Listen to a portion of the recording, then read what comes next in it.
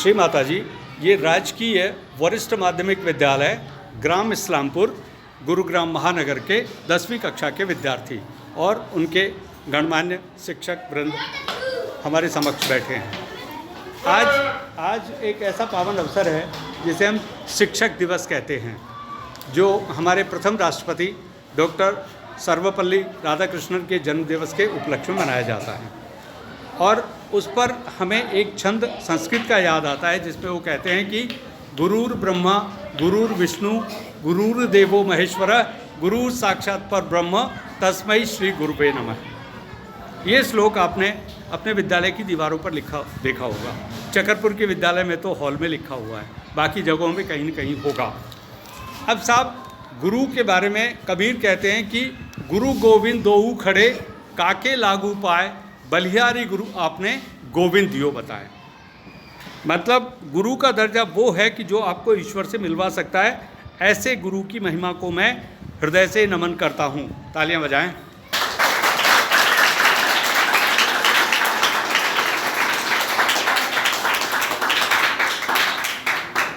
हमारे देश की विशेषता एक लेक्चर में यहाँ पूरी नहीं हो सकती, बट संक्षेप में अगर मैं इस देश की महिमा का वर्णन करूँ तो इस देश का वास्तविक नाम है भारत। और अगर चौक है क्या, अगर हम भारत का संधि विच्छेद करें तो हमें उसमें दो शब्द मिलते हैं, भा जमा रत। अभी मैं थोड़ी मीमांसा देता हूँ। नेक्स्ट टाइम में एक व्यापक व्याख्यान होगा जिसमें हम हमारी जितने भी योग की परंपरा थी उस पर हम आपको स्पष्टीकरण देंगे। योग के जो 8 आयाम हैं हम उसका संक्षेप में वर्णन करते हैं। 8 आयाम कौन से हैं साहब? यम, नियम, आसन, प्राणायाम, प्रत्याहार, ध्यान, धारणा और समाधि। ये जो योग के 8 आयाम हैं हमारे देश में योग शास्त्र में, योग वाशिष्ठ में और बाकी जो संस्कृत के धर्मशास्त्र हैं उन सब में उसका वर्णन है।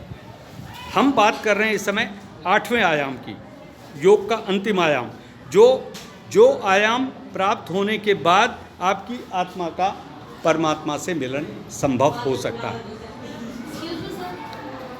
Can I talk to Anshika, please? Anshika, Anshika, come up. Okay.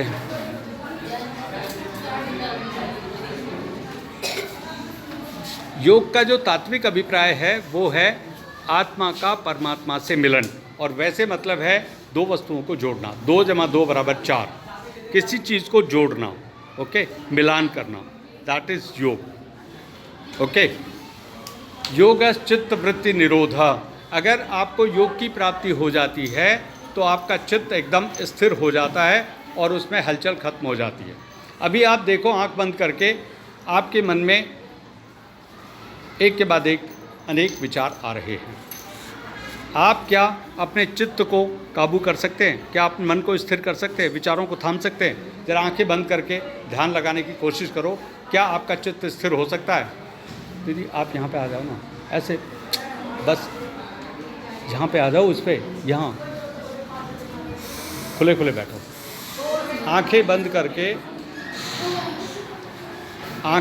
करके इधर उधर मत देखो, आंखें बंद करो, अपने भीतर देखो। योग वेद कहते हैं कि अस्तो मा सद्गमय तमसो मा ज्योतिर्गमय मृत्योर्मा अमृतम गमय। अभिप्राय क्या हुआ? हे प्रभु, हमें असत्य से सत्य की ओर ले चलो, अंधकार से प्रकाश की तरफ ले चलो और मृत्यु से मोक्ष की तरफ ले चलो। अमृत मीन्स मोक्ष। अब साहब, मृत्यु कब आ जाएगी किसी को नहीं मालूम। और मृत्यु में मोक्ष में क्या अंतर है कि मृत्यु में आत्मा 9 दरवाज़ों में से किसी भी द्वार से होकर निकल सकती है और जिनके प्राण नीचे के द्वार से निकलते हैं वो नरक में जाते हैं। तो आज की तारीख में तो पूरा संसार ही नरक की तरफ जा रहा है। चारों तरफ शराब ही शराब बिक रही है। और शराब पीने से मोक्ष मिलता है क्या? बोलो तो। लेकिन बिक रही है ना शराब। गुड़गांव में जितने अड्डे खुले हुए हैं, जैसे 5 तारा होटल हैं, आप बच के रहिएगा। आप कभी भी कुछ भी हो सकता है। अगर उसमें जहरीली शराब आ गई तो कितने लोग मरेंगे, कोई हिसाब किताब मालूम नहीं। तो इस देश में कितने षड्यंत्र चल रहे हैं, कितने माफिया काम कर रहे हैं। हॉस्पिटल में माफिया अलग काम कर रहे हैं, दवाओं के माफिया अलग हैं, लैंड माफिया अलग हैं, चिकित्सा के अलग माफिया हैं, शराब के अलग माफिया हैं, धर्म के अलग माफिया हैं, दुनिया भर के पाखंडी। अब पॉइंट क्या आ गया है कि हम क्या संदेश ले रहे हैं कि कुरुक्षेत्र में युद्ध खत्म हुआ तब उन्होंने एक भविष्यवाणी की, भगवान कृष्ण ने क्या कहा उन्होंने, यदा यदा ही धर्मस्य ग्लानिर्भवति भारत अभ्युत्थानं धर्मस्य तदात्मानं सृजाम्यहम्। अभिप्राय क्या हुआ कि जब जब धर्म की हानि और ग्लानि होगी तब मैं अवतार लेता हूँ। और मैं अवतार किस लिए लेता हूँ, परित्राणाय साधूनाम विनाशाय च दुष्कृताम धर्म संस्थापनार्थाय संभवामि युगे युगे, कि मैं हर युग में परित्राणाय साधूनाम साधु जनों की रक्षा के लिए और दुष्टों के विनाश के लिए, दैत्यों के विनाश के लिए, उनके संहार के लिए मैं कोई न कोई रूप धारण करके धर्म को स्थापित करता हूँ, मानव धर्म को स्थापित करता हूँ और हर युग में मैं ऐसा संभव करके दिखाता हूँ। ये भविष्यवाणी कुरुक्षेत्र में गीता के उपदेश में उन्होंने अर्जुन से कही। अब हम ये कह रहे हैं कि भगवान कृष्ण के बाद में अनेक अवतार हमारे देश में है, 4 अवतार प्रमुख आए। कौन कौन, गौतम बुद्ध आए, फिर उसके बाद जैन आए, फिर उसके बाद महावीर जैन, फिर उसके बाद गुरु नानक और सबसे अंत में आए शिरडी के साईनाथ। लेकिन पाठ्य पुस्तकों में इन सबका कोई उल्लेख नहीं। कुछ अवतार बाहर आए जिनमें सऊदी अरब में आए मोहम्मद साहब और यरूशलेम में आए प्रभु यीशु मसीह।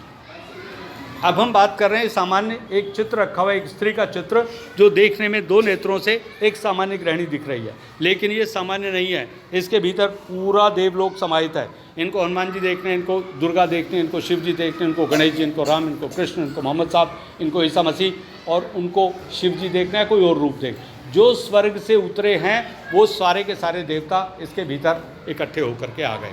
ये घटना कैसे घटी, 5 मई 1970 को गुजरात के नारगोल गांव में सूरत के समुद्र तट पर एक सामान्य स्त्री ऐसे ध्यान में बैठी, 2 दिन 2 रात, और तीसरे दिन सवेरे उनके अंदर से ये कुंडली का जागरण हो गया। उनका ये 10वां दरवाज़ा खुल गया, तीसरा नेत्र खुल गया और स्वर्ग के सारे देवता आकर के इस स्त्री के अंदर समाहित हो गए। ये घटना घटी हमारे देश में 5 मई 1970 को। उसके बाद श्री माता ने संसार में काम किया, स्वर्ग का संदेश दिया, जिनको बचाना था बचा लिया, और फिर उसके बाद 2011 में समाधिस्थ होकर के द्वारिका में चली गई। अब बिजवासन के पास में एक गांव है, छावला गांव, वहाँ पर श्री माता जी की समाधि है। अब साहब किसी को भी हनुमान जी देखते हैं, दुर्गा देखते हैं, राम देखते हैं, कृष्ण देखते हैं, मोहम्मद साहब देखते हैं, तो अब इस फोटो में से ही दिखाई देंगे। अब आप 2 नेत्रों से देखो, क्या इसमें राम और कृष्ण दिखाई दे रहे हैं, क्या इसमें हनुमान जी दिखाई दे रहे हैं? विधाता ने मनुष्य को कितने नेत्र दिए? तुम आगे आओ, ये बालक पीछे बैठे, इधर आओ ना, इधर, अरे बालको इधर आओ ना आगे, कोई आज्ञाकारिता नहीं है, बैठो यहाँ पे आके, हाथ खोल के रखो। विधाता ने मनुष्य को कितने नेत्र दिए? 3, 2 बाह्य जगत को देखने के लिए और एक अंतर जगत को देखने के लिए। अंतर जगत को देखने वाले नेत्र का क्या नाम है साहब? जो तीसरा नेत्र है उसे क्या कहते हैं संस्कृत में? एक नाम है उसका आत्मचक्षु या अंतरचक्षु अथवा ज्ञान चक्षु अथवा दिव्य चक्षु अथवा शिवलोचन, शिव का नेत्र। त्रिलोचन से बना 3 नेत्र। तो अगर आपका तीसरा नेत्र खुल जाए तो आपको क्या प्राप्त होगा मालूम? अगर आपका तीसरा नेत्र खुल जाए तो आपको क्या प्राप्त होगा? बोलो तो, नहीं पता? हमें ज्ञान प्राप्त हो जाएगा। हमें क्या प्राप्त है? दिव्य दृष्टि प्राप्त हो जाएगी। क्या प्राप्त हो जाएगा? तब उसके बाद आप यहाँ से वहाँ देख सकते हैं, पटना में क्या हो रहा है, मुजफ्फरपुर में क्या हो रहा है, वाराणसी में क्या हो रहा है, जयपुर में क्या हो रहा है। आप यहीं बैठे बैठे पता लगा सकते हैं, अगर आपकी चेतना पराचेतना से मिल जाए। आपकी अपराशक्ति और पराशक्ति दोनों का मिलान कर दिया जाए तो फिर आपको दिव्य अनुभूतियाँ हो जाएंगी और आप त्रिकालदर्शी भी हो सकते हैं, अगर आप उस स्थिति को प्राप्त कर लें। उसकी पहली झलक हम आपको आज देने के लिए आ गए। हम आपको एक बूंद चखा देंगे अमृत की, उसके बाद अमृत का सरोवर आप अपने आप पी लीजिएगा। अब आपकी इच्छा है क्या? अगर आप बोलो तो शक्ति जगा दी जाए। जब ये जागेगी तो क्या होगा? इस बंगले के 10 दरवाजे, बीच पवन का खंबा, आवत जावत कछु न देखा, देखा बड़ा अचंबा। अगर आपको अचंबा देखना है तो बताइए।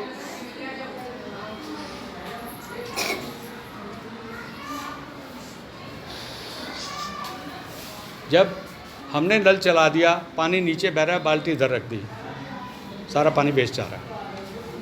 पात्र तैयार ही नहीं है तो अमृत कैसे डालें? तैयार हैं आप लोग या बाहर जाके मस्ती करनी है?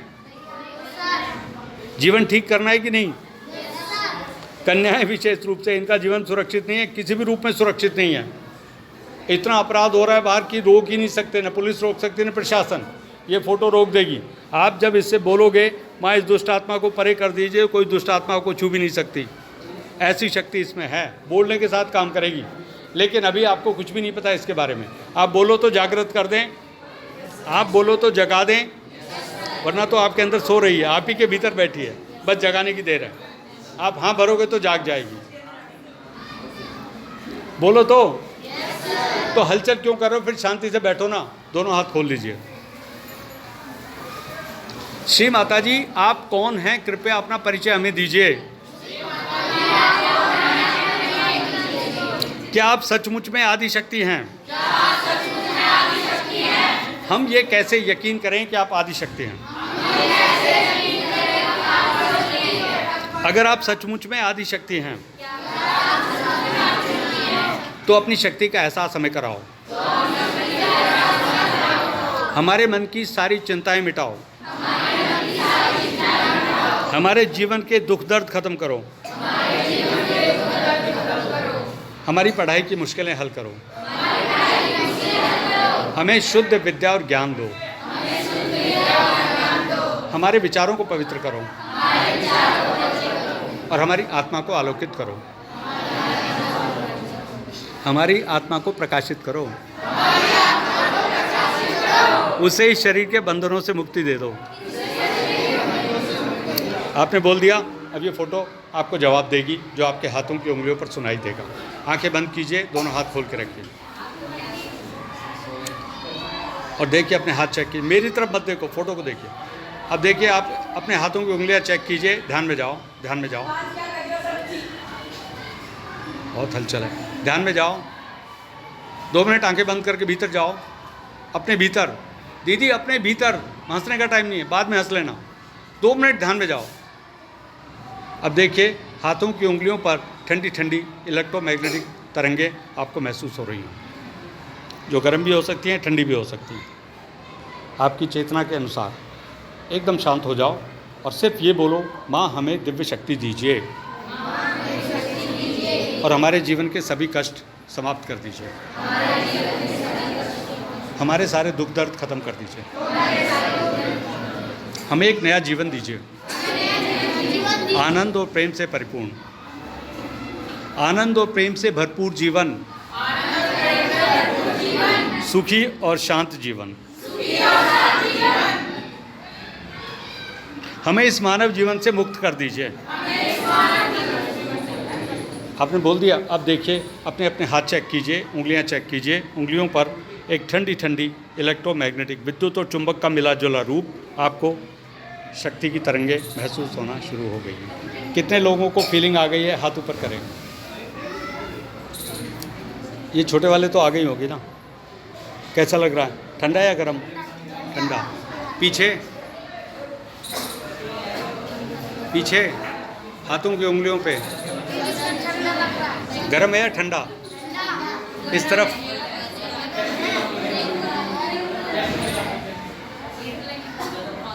अरे ध्यान में जाओगे तो मिलेगा ना। जुबानी चुप नहीं हो रही।